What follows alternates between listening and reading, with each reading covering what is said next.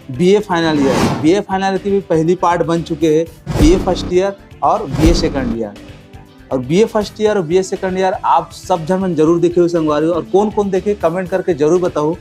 और ये फिल्म है कि अब तीसरा पार्ट भी बनने वाला है बीए फाइनल ईयर, जिसमें लीड रोल में है मन कुरैशी। मन कुरैशी पहला पार्ट में भी रही से, सेकंड पार्ट में भी रही से और थर्ड पार्ट में भी।